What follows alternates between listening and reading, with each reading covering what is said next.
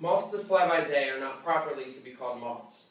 They do not excite that pleasant sense of dark autumn nights and ivy blossom, with the commonest yellow underwing asleep in the shadow of the curtain, never fails to rouse in us. They are hybrid creatures, neither gay like butterflies, nor somber like their own species. Nevertheless, the present specimen, with his narrow, hay-colored wings, fringed with a tassel of the same color, seemed to be content with life. It was a pleasant morning, mid-September, mild, benignant, yet with a keener breath than that of the summer months. The plow was already scoring the field opposite the window, and where the share had been, the earth was plus flat and gleamed with moisture. Such rigor came rolling in from the fields and the down beyond, that it was difficult to keep the eyes strictly turned upon the book. The rooks, too, were keeping one of their annual festivities, soaring round the treetops until it looked as if a vast net with thousands of black knots in it had been cast up into the air, which, after a few moments, sank slowly down upon the trees, until every twig seemed to have a knot at the end of it. Then, suddenly, the net would be thrown into the air again, in a wider circle this time, with the utmost clamor and vociferation, as though to be thrown into the air and settle down slowly upon the treetops was a tremendously exciting experience. The same energy which inspired the rooks, the plowmen, the horses, and even, it seemed, the lean bareback downs, sent them all fluttering from side to side of his square of the window-pane. One could not help watching him. One was, indeed, conscious of a queer feeling of pity for him.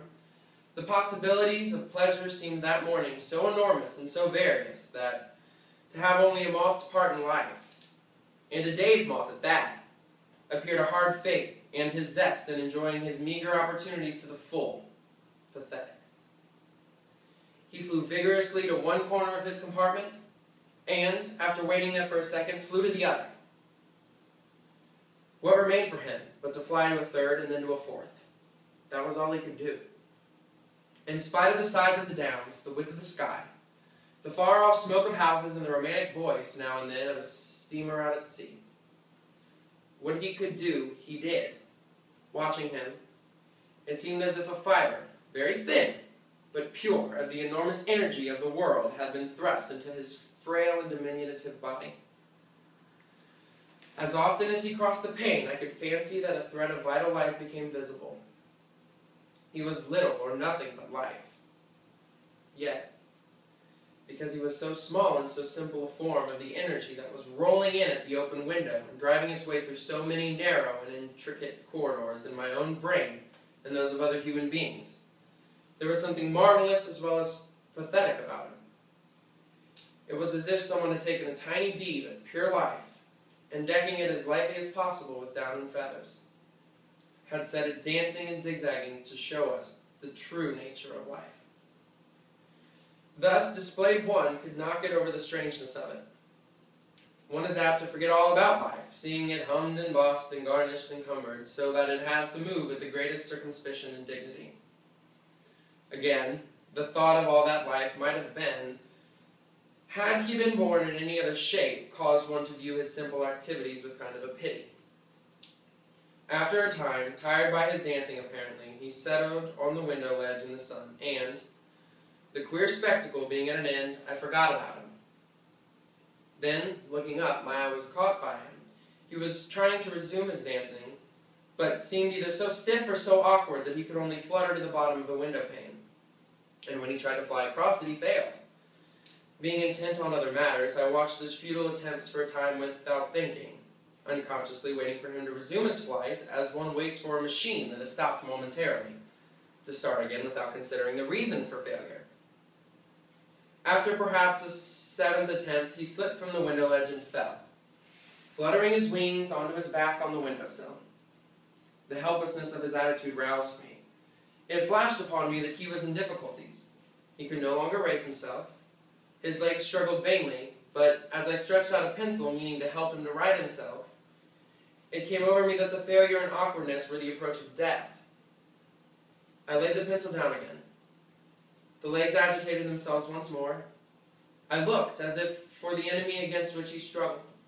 I looked out of doors. What had happened there? Presumably, It was midday and work in the fields had stopped. Stillness and quiet had replaced the previous animation.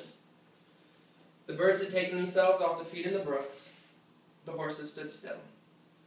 Yet the power was there all the same, massed outside, indifferent, impersonal, not attending to anything in particular. Somehow it was opposed to the little, hay-colored moth. It was useless to try to do anything. One could only watch the extraordinary efforts made by those tiny legs against an oncoming doom which could, had it chosen, have submerged an entire city. Not merely a city, but masses of human beings. Nothing, I knew, had any chance against death. Nevertheless, after a pause of exhaustion, the legs fluttered again. It was superb, this last protest, and so frantic that he succeeded at last in righting himself. One's sympathies, of course, were all on the side of life. Also, when there was nobody to care or to know, this gigantic effort on the part of an insignificant little moth, against the power of such magnitude, to retain what no one else valued or desired to keep, moved one strangely. Again, somehow, one saw life, a pure bead. I lifted the pencil again, useless, though I knew it to be. But even as I did so, the unmistakable tokens of death showed themselves. The body relaxed and instantly grew stiff. The struggle was over. The insignificant little creature now knew death. As I looked at the dead moth, the minute wayside triumph of so great a force over so mean an antagonist filled me with wonder. Just as life had been strange a few minutes before, so death was now strange. The moth, having righted himself, now lay mostly decently and uncomplainingly composed. Oh yes, he seemed to say, death is stronger than I am.